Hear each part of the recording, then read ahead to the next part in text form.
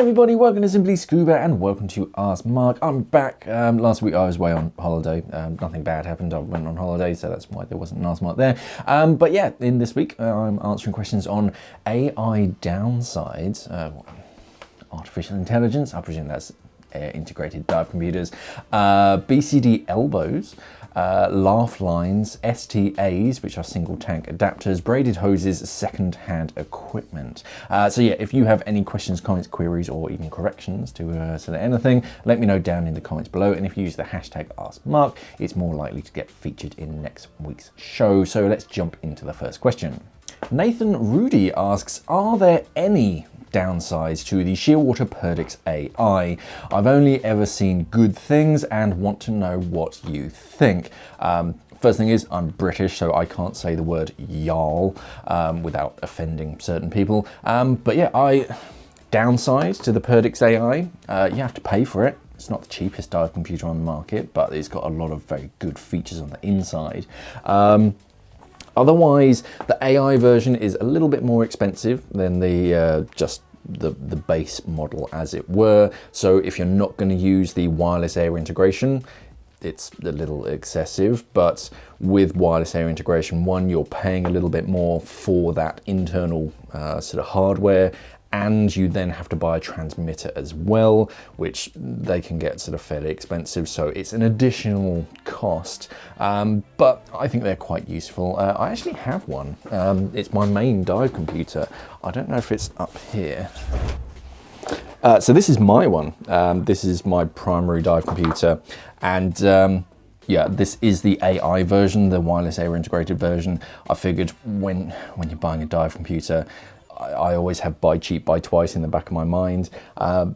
If you're trying to save a little bit of money, but then in the long run you suddenly decide, actually, you know what, I quite like a wireless air integration, you then have to buy it again and it's more expensive, and then try and recover costs from the original. So I just went for the AI version. The only other downsides that I can think of is it's a pro and a con at the same time, depending on which way you look at it, is that you use a user changeable battery, AA battery, very easy to get hold of. You can bring a bunch of them sort of with you on a dive trip and you can change them. But unlike a lot of modern dive computers that have rechargeable batteries, you just put it on a sort of wireless charging pad.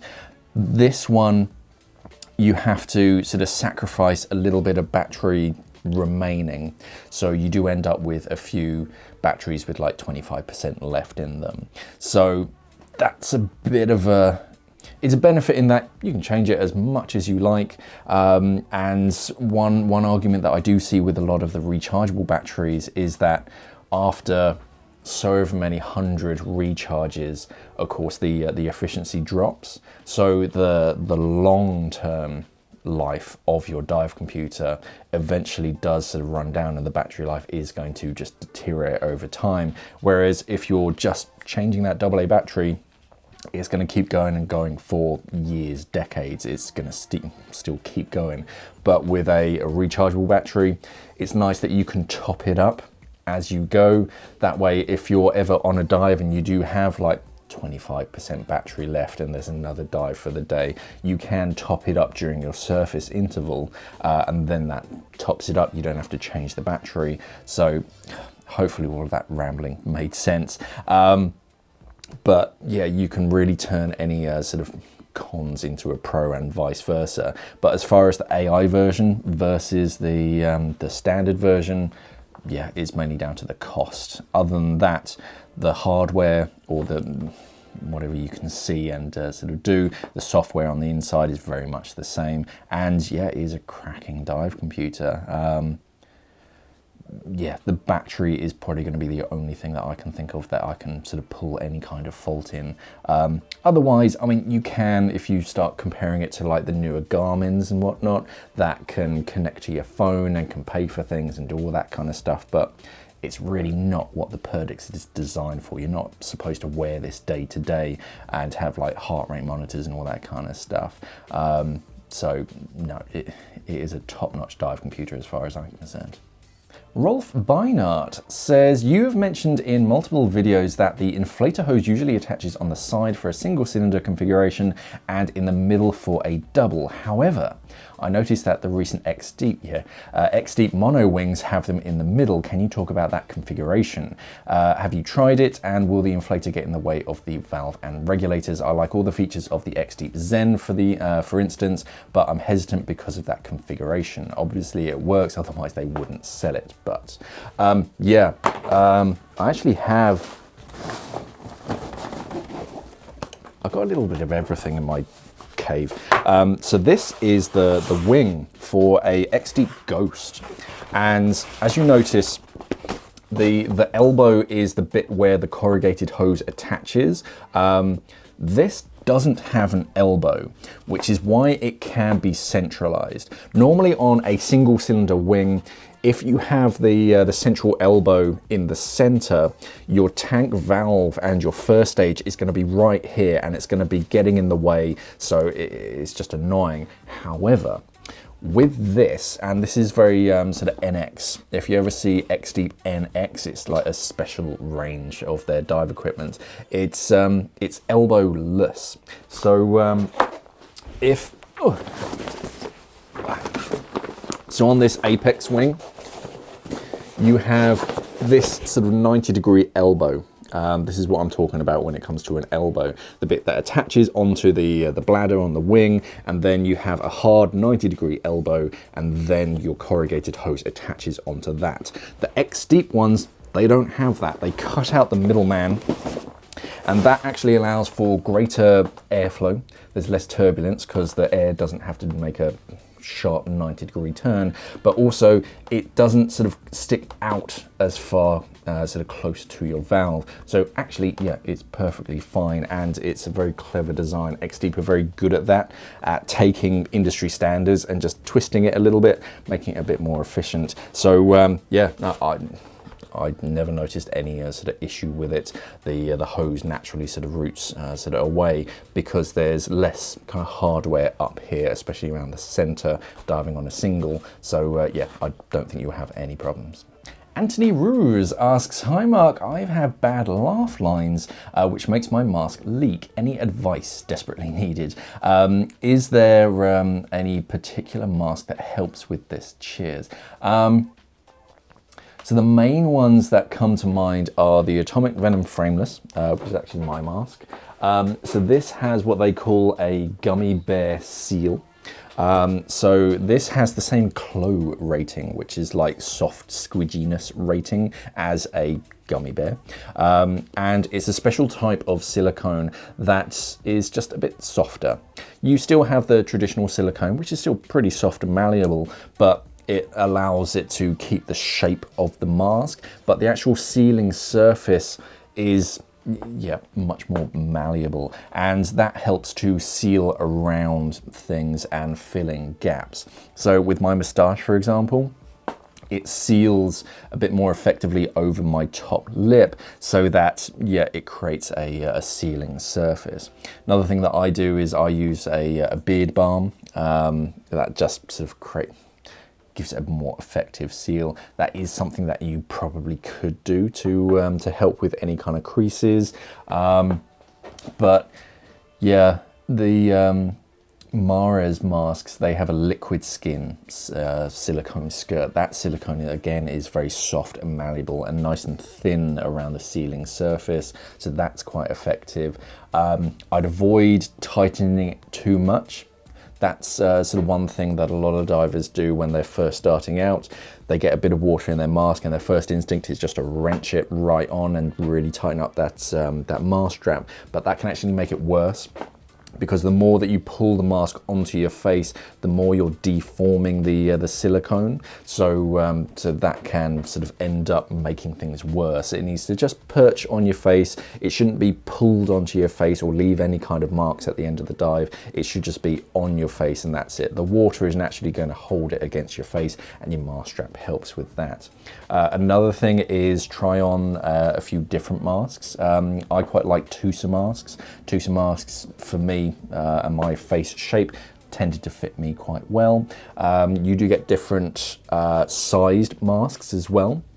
That might sort of benefit as well. It's not something that we've done for like the past couple of years because of you know what, but going into a dive center and just spending a good amount of time trying on masks, making sure that they fit. You usually do the old sort of sniff test, but one little tip that I sort of usually give divers is to have a mouthpiece or a snorkel in your mouth whilst you're doing the sniff test, because it's all well and good a mask fitting with your mouth closed, but it's quite rare that you don't have your second stage in, and as soon as you do that, your cheeks kind of move a little bit. So when you're trying on new masks, do it with a snorkel or at least a spare mouthpiece or something. Just bring it with you.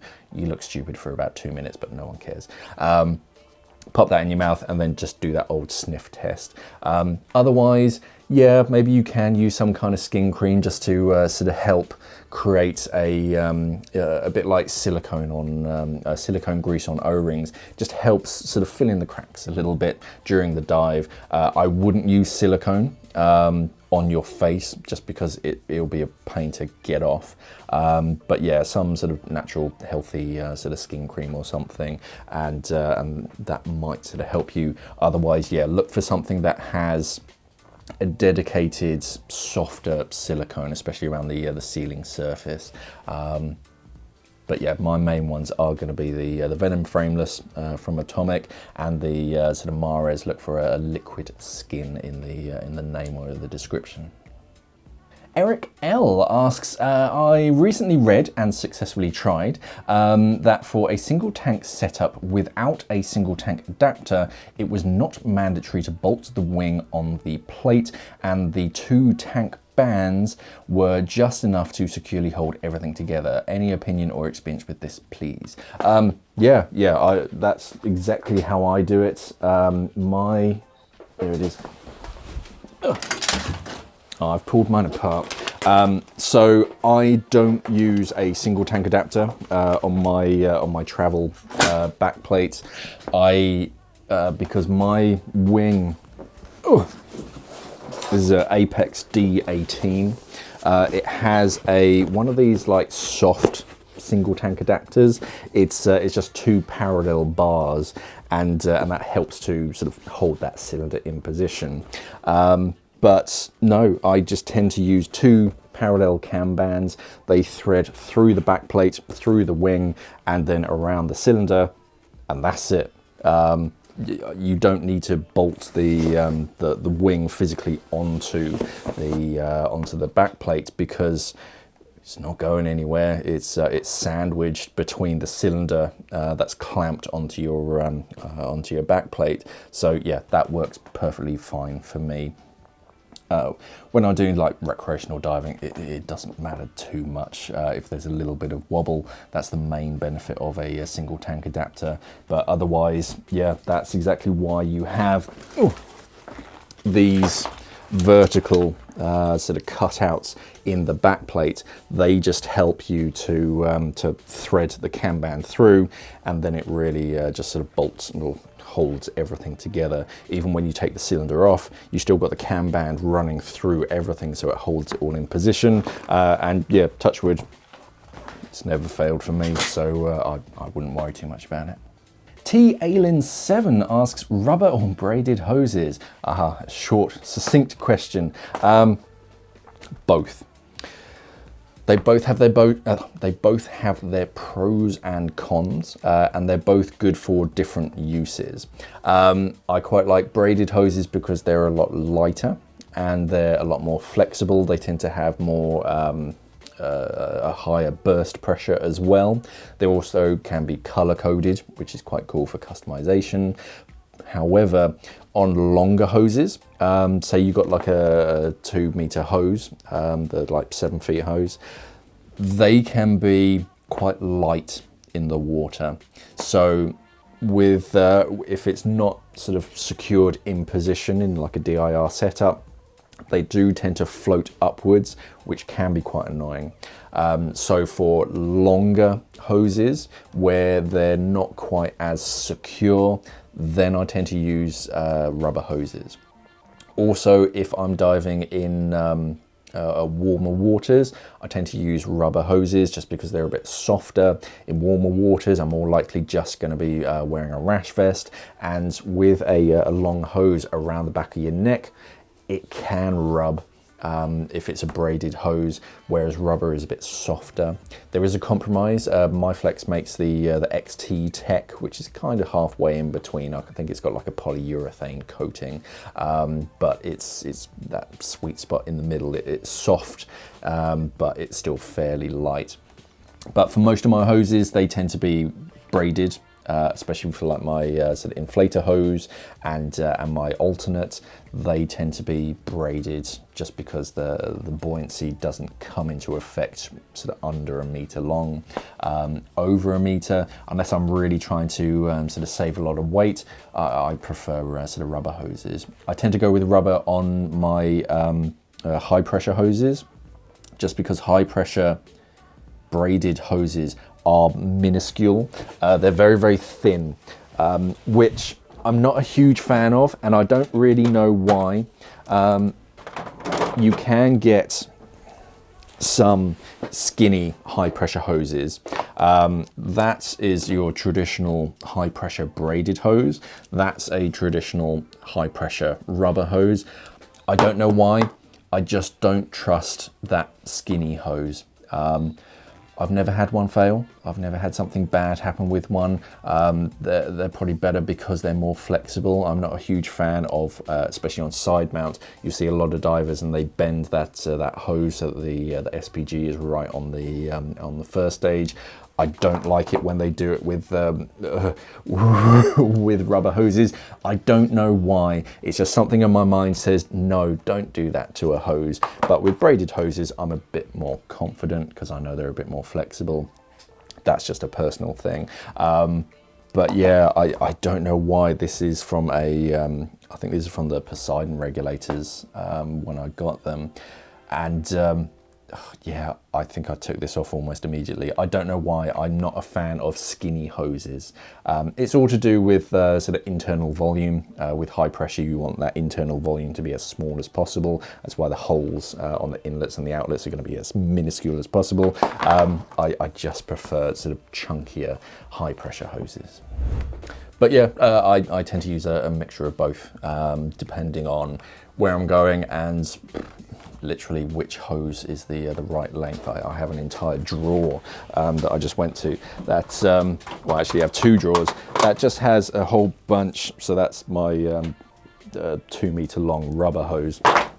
And when I'm changing the configuration, here's a whole bunch of other hoses.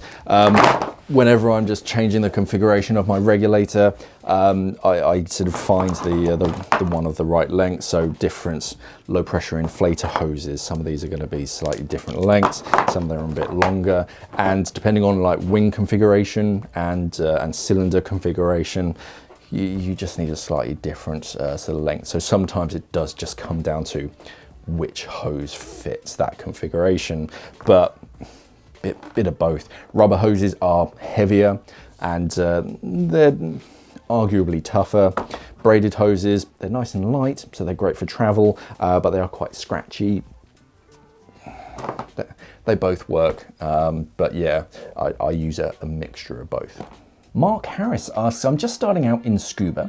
Would you recommend to buy second-hand gear such as a dry suit and the more expensive things until I can afford my own new stuff? Yeah, you can get some pretty decent second-hand equipment out there. The main things to sort of work out are, if it's like a regulator or something, when it was last serviced, and if the manufacturer still makes it, and if they don't make it, how long has it been since they discontinued it? Because after 7 years, they officially don't have to continue supporting making replacement parts for it. And also, check to make sure that your local dive center or wherever you're going to get them serviced, because they should be serviced after you've bought secondhand equipment. Make sure that they can service them, because not all dive centers can service all different dive brands. I think it depends where you are in the world. I think in some countries it's a bit more, yeah, they can, but here in the UK, for example, no, you have to be, or you have to have a servicing technician who's done that specific brand's course for that regulator. It's quite regimented to make things as safe as possible. So do double check that. With dry suits, I try and get it as locally as possible so that you can physically see and touch and try it on. I mean, my first ever dry suit was secondhand. I bought it from the manager of the dive center that I was working at, so that was quite easy to sort of ask questions and try it on, make sure it fits and all that kind of stuff. The one thing that didn't fit though was the neoprene neck seal, because that was the first ever neoprene neck seal I'd ever tried on. It felt like a neoprene neck seal. It was the first one I tried on, didn't know whether it was tight enough. It wasn't tight enough. So the first time I jumped in the water, it flooded, and yeah, that needed a new neck seal. But yeah, with latex neck seals as well, just double check sort of the seals, take a look at them. One of my old teaching dry suits, I went to sell that a while back, and I checked the latex seals, and they just fall apart when they're in storage for sort of too long. So double check, because a lot of people do sort of give up diving for whatever reason, and they do have all this sort of secondhand equipment, and most of it is okay. Dive computers you can do sort of fairly fine actually with second hands. They just need a new battery kit. Again, double check that you can get replacement battery kits before you hit buy now or whatever. But the algorithms are still going to work. Modern dive computers, if you go for the budget dive computers, they're fairly inexpensive, but they are packed full of features. They all have nitrox, so if you progress onto nitrox, that's perfectly fine. And then if you do progress up through and you end up investing in a nicer dive computer, it's worth keeping on to that, because once you get onto like rebreathe and stuff, it's quite handy to have